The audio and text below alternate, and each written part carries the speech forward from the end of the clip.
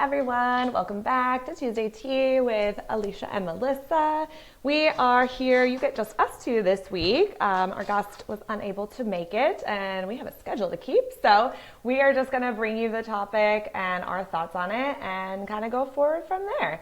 So as you know, we've been really chatting about this idea of summer of self, how to think about ourselves, be assertive, put ourselves first, how to claim our space, take up space, be unapologetic, like all the important things. Basically, how to act like a man. Yes. So we're sort of closing out this part of the series with this idea of why choosing you isn't selfish. And I think it is a challenging topic for me personally in some ways, and in other ways it's easy. But I'd love to kind of hear your initial thoughts about it, Melissa. Like what kind of comes to mind? Yeah, I love this topic. I think it's sort of a perfect way to wrap up July and just, it's my birthday month too. So I feel like for me, July is a month where I actually am giving myself some permission to choose myself, because it feels less selfish somehow to choose myself in my birthday. So baby steps, right? Because I think we've talked a lot on different episodes about this idea that women are socialized to think, act, feel certain ways, right? And I think one of the big things that we are socialized to is to put more emphasis on others and taking care of. And, we've talked about helper professions, and a lot of helper professions are typically female, like therapists, nurses, teachers, right? Yeah. And so I think that plays into it a little bit. And then, I don't know, I guess what comes to my mind is this intersectionality between my identity as a woman and my identity as someone that was raised in a church, and the added layer to that of I was literally told that selfishness was bad and a sin, and yes, it's not okay to be a self-centered person and never think of others, but right. It's actually totally okay to make decisions that are best for you and your family. Yeah, and so I think it's taken me a long time to sort of unlearn that. And I think at first it feels really uncomfortable and scary and wrong, because at least for me, I have been conditioned to believe, or, maybe implicitly and sometimes explicitly taught that that selfishness is wrong. Therefore, if I'm choosing myself in a situation, I am wrong, aka, insert whatever you're thinking. But yeah, I think that's what initially comes to mind. And I think there's an added layer of when you're a parent and you have this, especially a mom, I think, this idea that then you have to put your kids first. And so all of a sudden it's where do you come in if your partner's first, or your career, or your kids, or these other friendships and things? It's where do you fit in the hierarchy? You got to be up there somewhere. Right. No. And I think for me, I just don't want to be the problem. Yeah, so I tend to want other people to be very comfortable and it to be easy for them before I think of that for myself. And so sometimes putting myself first, even if it's as small as I want to do this thing today, or I want to eat here, or I don't want to do that, I worry, but what if the other person really wanted to? And then I don't want to be the problem. I can manage my own discomfort better than making them uncomfortable. So I'm just going to be easy and have no opinion at all. But this backfires on me a lot, because in my marriage, it drives my husband crazy, because he's so tired of having to make all the decisions. Because I'm so easy. I'm whatever you want. He feels in his experience that then he's always having to plan everything and choose everything. Whereas if you get me in a different scenario with my girlfriends, I'm I'm coming to town, here's what we're doing. I have no problem taking over. So it's just very interesting. And it's nothing he's done. He's never made me feel I'm not allowed to have my opinion, but it's just however I've internalized these, my roles, or who it is, or in what scenario. I have no problem sometimes choosing me or letting everyone know. And in others, I demur or really tame it down, but sometimes to a point that's actually not helpful. It would be better if I was just assertive or had an opinion or made a choice sometimes, because he sees it as tiring that he's like, feels like he's always the one left to make, Right. to like decide, you know? So that feels like a burden. So I'm not being easy. Yeah. Like your intent is to just make it easy because then Right. he can just decide. Right. That's funny. Eric and I kind of have similar things sometimes. And for me, I think what I've started to realize is like, there's times where because we've had similar conversations. He's like, oh my God, just make a decision. And I'm like, I've been making decisions like all day and taking care of things all day. Like, I promise you, if I care, I will speak up and say. Right. If it's something like Right. I genuinely don't care, in that moment, I might genuinely not care about tacos or Mediterranean food. So I'll just be like, I don't care. pick one, Yeah. and I'll be happy with either. Yeah. But I hear you that I think we do have to, consider how those things might make other people feel. Or it's like how much we turn off. Like, same, I trust him, which is like, he's lucky that I let him take charge. I'm such a type A. Like, if I trust someone and let them like plan something or make a choice, that means I really trust you because I like to be in control. So it's very complimentary. Like, I'm like, I trust you. You're safe. I believe that you have I'm here for your plan. But at what expense do I get to turn off all the time with one person? Yeah. It's just like always a balance, like anything. But I do find it interesting, like where I feel more comfortable showing up for me, where I feel more comfortable choosing me, where I feel more comfortable asserting that, when I turn it off, and for what reasons. Like it's so layered in a lot of ways. I mean, your relationship with your husband or your partner too is going to be different because at the end of the day, like if something happens or you guys get into it, you have to still live together and solve that and be in that space. So like, I think it's understandable. I'm not just at a group dinner where I'm like, I don't care if you all don't want the platter, we're getting it. Like, I'm out now. Or you can leave. Yeah. There's less risk in a sense of like being vocal or assertive in certain situations. It's so funny you mentioned that because I actually, two things. Number one, I also find myself much more assertive with people I don't know or don't have really close relationships with. However, I think I have learned to be better because I've seen like a few people, girlfriends in particular, that have like, I think maybe it's like the age we're at, or like we've kind of like gone through lots of maybe like, not like versions of ourselves, but like culturally, socially, like I think we're just in a time as like our age, millennials, like, that we're like are finally arriving at a place where we do feel really confident and comfortable in like who we are.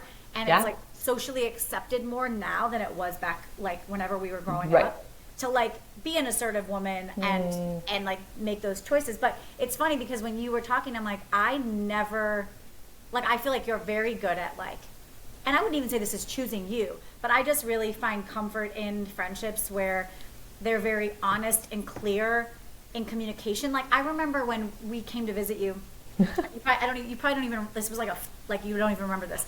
You sent us a list of like, hey, like we need to be out of the house during this time to this time because like Taylor is working.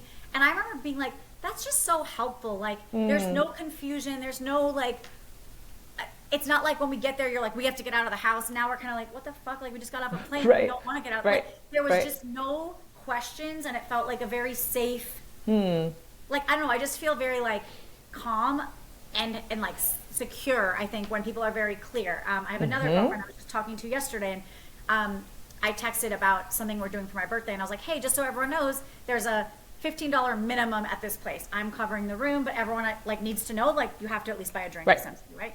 Right. It's like, what bar? I'm like, what cocktail is not at least $15 exactly. these So it's days? like literally one drink. If you want to buy more, you do you. Or you can buy 3 sodas, whatever. Like a few bottles of water. And she, she was like, thank you. Thanks for letting me know. And I just thought, how cool is this that like, it never felt weird or gross, but I think I've only been able to feel comfortable doing that with my close girlfriends because some of them will model that for me and almost give me permission to like, then also choose myself in the sense of like, I'm not going to be afraid to like set a clear intention or a boundary or just say what it is to eliminate confusion. But I know that there's safety in that because they've also done that for me and I didn't take any offense to it. So like, why would they? So in a way, it's kind of like helping me get out of my people pleasing, which I think is kind of crucial to like choosing yourself, right? It's like, if you're worried about what other people are thinking, you're not even thinking about yourself. Doing, how can you worry about what you want or do or Yeah. think or feel, you know? Yeah, and I think too, like, just setting the expectations is all we want in life. And yeah, we're Totally. just so afraid of doing it, or we do it in such a convoluted way. And I definitely am guilty of that too, of like trying to be better. But you know, like it, and again, at like what expense? Because it's trying to make it comfortable or not be a problem. But if you're like, if you don't mind, there might be like a small charge. You're just gonna owe a little bit of money, and it was like this like whole thing. People would be confused. They wouldn't know. They might be like, "What are you talking?" Right. Instead of like, "Hey, you're gonna owe this much if you're showing up. You don't want to pay that? Like, don't come. No problem. Right. Whatever." But I think sometimes like we make it too complicated, and especially as women, we're socialized to do this more. Yeah. I think men just like are or have more permission for themselves to just say. And I think like we have a much harder time. We have to get there. Like there's a lot more hoops we mentally jump through and like feel justified in doing it. But I do think like the more we practice it, the more we say it, the more we just like less is more, the better outcomes all around. Yeah. But it keeps going back like right to like, but we still have to be in tune with ourselves to be aware Of course. of what we even want Right. to say it, right? Like, and it's always a balance. Like I think choosing you doesn't mean being an asshole and like only choosing you and being a selfish person. Like, Right. but I don't know, like when I get off of work, I'm like, I don't really want to just sit on the couch right now and watch this much hours of TV. So I have like my paint by number station set up and I'll go like paint for a little bit. But I'm also aware that I haven't seen my husband all day and I don't want to just like have headphones in and be painting, like be on my own the whole night and never say anything. So I'm like, okay, I'll do this for like a little bit to like get what I need. And then what also would be nice for me and our relationship is to sit and like talk and hang out and whatever, right? But I don't have to just do that just because that's maybe what he's doing. Again, he doesn't care. I just overthink everything. You know, like I have to sit there and like stare at him the whole night. I can do something for me too, but like how to find that balance. And that's just like in a day-to-day thing that I think I have to know and be aware of like where I'm at, what I need, what I would like to be doing right now, and then make those decisions with the other information, the opposing wants, needs, whatever that's going on, whatever scenario we're in, to say like, okay, like what does this look like to choose me and honor these competing demands as well, you know? Yeah. Yeah, I think that's really, really important. Like we always say, like everything goes back to like self-awareness and really knowing yourself and being like hyper aware of your own identity and needs and all of those things. I also was thinking like it's really important because the world is sort of more negative against women who like are assertive, like, right? It's, yes, we've come a long way, but I would say by in no stretch are we out of that like idea that like if men are assertive, they're called they're called bosses, they're called tough nuts, they're called this and that. Right. If women are assertive, we're called bitches, we're called angry Right. women, we're called Right. all of these things, right? And so I'm thinking like a practical thing that we can do is like when we see those small moments, like our friends sending a really clear text or a text maybe if someone, like didn't follow through on an agreement and or like just something as simple as like, hey, you're gonna owe $15 minimum, like these things, affirming women when they're doing those things, I think is a way that we can not only like help ourselves continue to make those choices, right? Because it's like that social pressure of like, oh, like they're doing it, so like I can do it too. But it's also just like helps them want to like continue it. So it just kind of helps like those ripples will continue. And I think that's what we need, right? Like the more we do it, the more comfortable it becomes. And the more we see others do it, and we feel like they're being affirmed, they're going to want to do it even more, I think. And I do think it's also just like being ultimately honest with yourself. I know that's sort of a theme that Jillian had mentioned last time too, but like, I like to work out in the morning, and if I push it to the end of the day, it's probably like has less percentage of happening. Even if I'm like, I know it's good for me and I want to do it, but if I don't make it a priority and I'm just honest, like when is the right time to choose this thing for myself, I'm less likely to show up for myself too.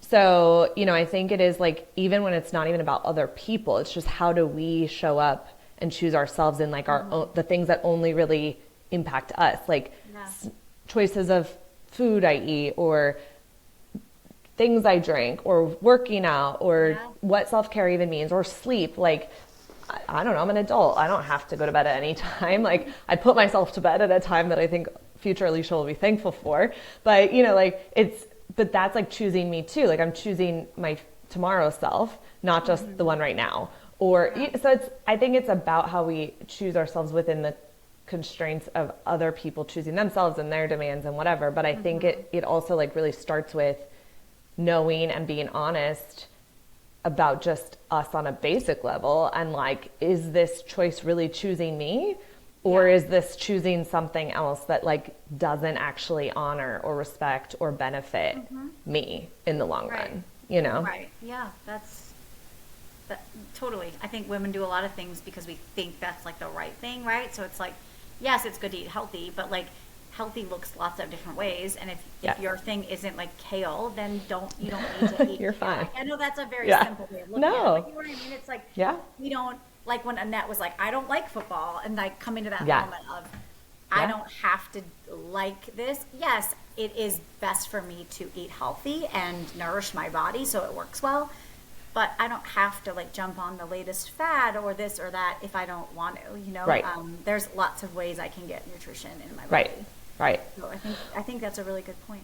Or even another version of that too is we have such immediate access to each other with phones. And I think too, giving yourself permission that you don't always, just because it's immediate doesn't mean you have to engage in the immediate conversation, right? Like, I think it's always like showing respect and being timely and giving like, I'll get back to you later, or a like, or whatever, not maybe just ignoring people. But I think it also doesn't mean if this is not the time that I'm going to get into this conversation. Like, it's like, you don't actually get that access to me right now in the middle of my day. So I don't have to give it to you. Right. And that's choosing me too. And that's not being mean. It's not being whatever. I think there's 1,000 ways you can communicate that, or like redirect, or table it. But I think sometimes we either expect it on one end, or we we feel like we have to provide it on the other. And that's like a tricky thing, I think, for everybody these days with phones. Not even like work, we're not even talking about that, just like relationships, because there's just so much access. Like, if I want to bitch about something, I don't know that I would call my friend to like do the whole thing, but if I shoot a text off now, but that could be heavy, right? And like, maybe that person isn't in a space to really get into that with me. So I think just knowing ourselves too, like choosing ourselves and our emotional bandwidth of what we're able to take on and when, with this like sort of unfiltered access that people have to us in a different way than we used to. Because you could just not answer a phone call and then you don't really know what would have happened, but a text like is there, or an Instagram message or whatever, like those are like in real time, so to speak.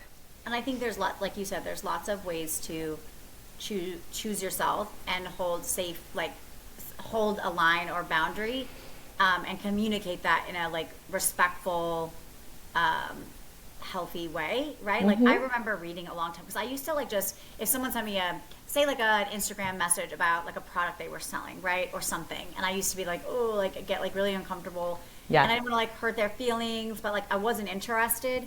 Right. And I remember sometimes I would just like not answer those messages, right? And just, like, oh, like it's no big deal. Like, they're not like, this isn't like a friend that said, oh my God, I'm having a crisis, right?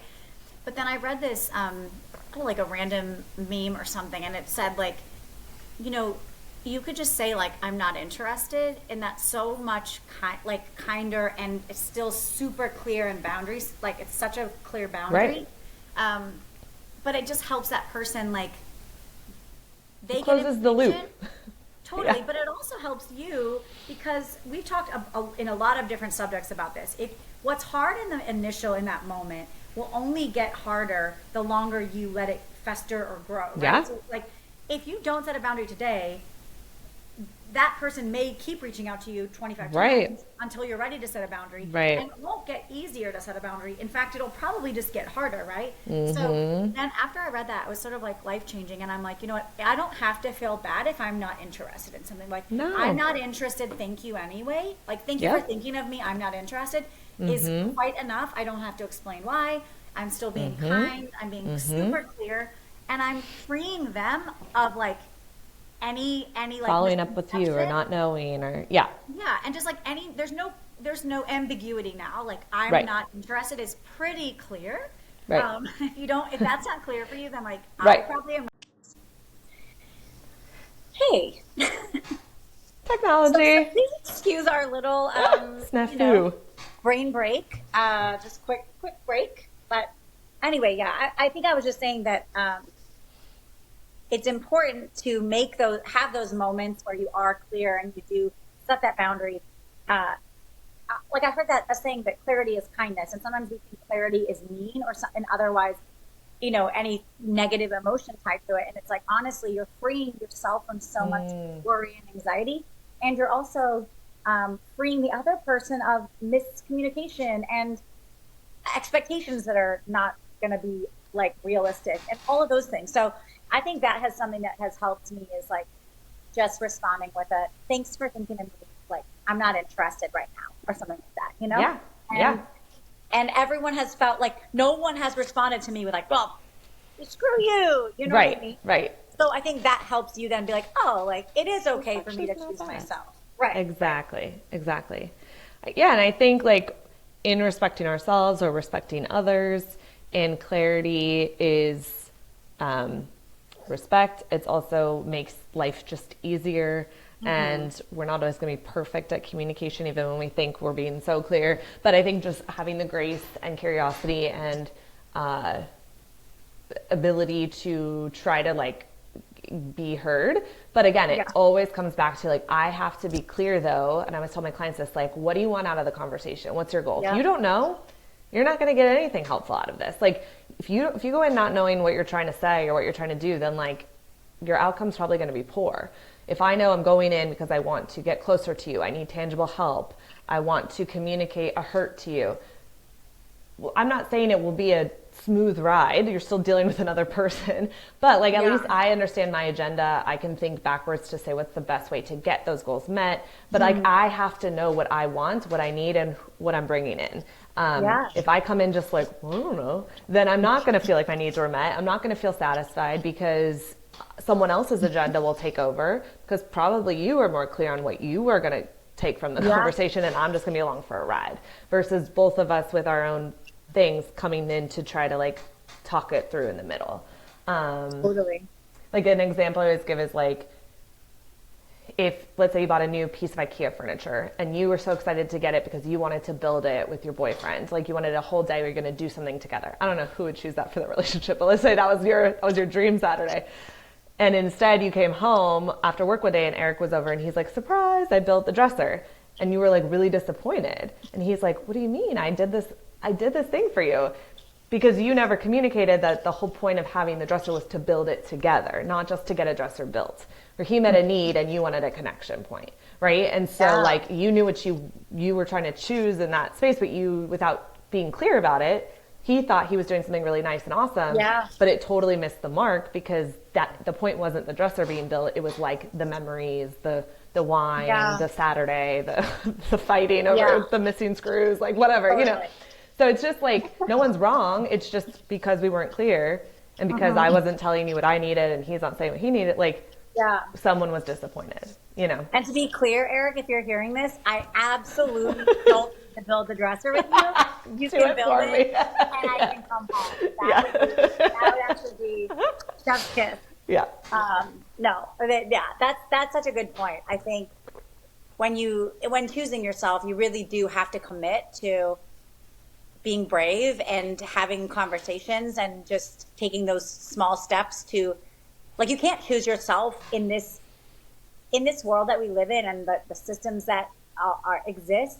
You kind of, choosing yourself is sort of radical, and it's sort of like bold. And I think especially as women, like, we have to commit to having conversations or setting boundaries or clearly communicating, because we really can't choose ourselves alone.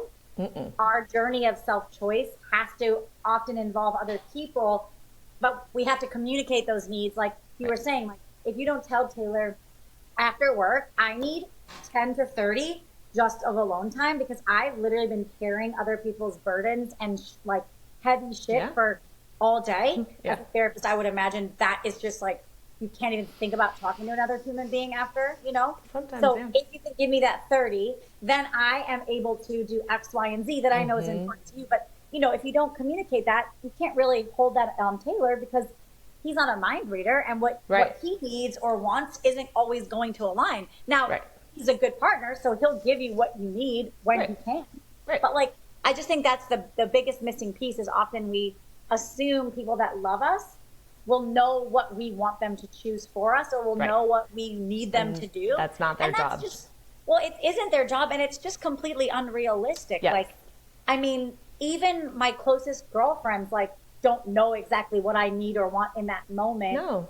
So it's just, it's not a fair expectation to put on somebody. No. And really that's like the work that you need to do of communicating that, right? And then people will know. Right. And once they know, if they don't honor that, well, then that's It's a different totally separate conversation. right? Right. Yeah. And I always say, like, it's like the birthday thing, like your birthday's coming up. People that sit around waiting for someone else to plan their perfect birthday are idiots. Only you can plan your perfect birthday. And it does not make it less meaningful because you made the plans, or you delegated the plans to someone to plan for you, or you told people exactly what you wanted to do. It actually means it's going to be more rewarding and fulfilling, and you're choosing you and what you really want, not this like surprise party that you're uninterested in, or this restaurant that you hate that someone thought you liked, or nobody did anything because no one really knew. Like plan your own birthday party. That is like my biggest advice for everybody, because you're going to be much happier. And it doesn't make it less special. Like, not everything has to be a fucking like surprise and like oh, you just read my like mind. a big to-do. Like, dude, sometimes those are nice, but even then, it's not ever exactly what you want. Like, you probably would have done something different, you know, like, and that's okay, but it's just because no one is you but you. So for those big things, like, take ownership. Like, you're giving your power away when you also are just like letting people mind read and like decide, because you're disempowering yourself, which is also not cute, you know? Yeah. I mean, you can't choose yourself if you don't know yourself, and then you can't choose yourself truly unless you're communicating to others what you need to your close people. Right. Because you can't get what you need sometimes without, like, sometimes it does involve other people, right? Like, if I want to like get up at 5:45 so I have an hour of quiet time before my kids get up, that's 100% on me, right? So I don't need to tell anybody that. But if it's important to me that, like, for Mother's Day, I remember Eric was like, what do you want to do? Because I want, you know, and I was like, honestly, I don't want to go to a restaurant. That sounds terrible to me. You're sitting there, the kids are on screen time because like it's hard to wait. Then their food comes after waiting for 30 minutes. They eat in literally 5 minutes. Seconds. Then they're sitting there and they're bored again. Yeah. You can't even have a conversation because that just sounds terrible. Plus then you pay $100 and it's like, wasn't even that good. Right. So I don't know. I think it's just, like you said, like kind of the steps, for lack of a better term, are like, decide what it is you want. And really own that. And then you have to communicate that when it involves needing things from other people. Yeah. Because I agree. I think that this whole like, oh, you read my mind is just such a farce. It's like saying, it's a Hollywood. Like, it's a movie thing. Yeah, it doesn't happen like in real whole, life. like, there's like one soulmate for everything nonsense, right? Like, there's lots of people that you could have made a relationship work with, right? Yep. Is Taylor awesome? Yes. Is he like super good for you? Yes. And like, you put in work to have your relationship be awesome, right? Right. So yeah, I really like that you mentioned that, because I think as women we do tend to romanticize things sometimes, and that's just not fact at all, and it's not fair to put that on our partners. And part of choosing you is being able to say what it is you want to the people you love, to the people you don't love, to the people you know, to your job, to wherever. Exactly. Yeah. Yep. I love it. I think that's a perfect note to end on. Yeah. We'll definitely see you guys next month. We're going to kind of wrap it all up and say, how can we put a lot of this into practice? So get ready for that. And we will see you in August. Bye. Bye, everyone.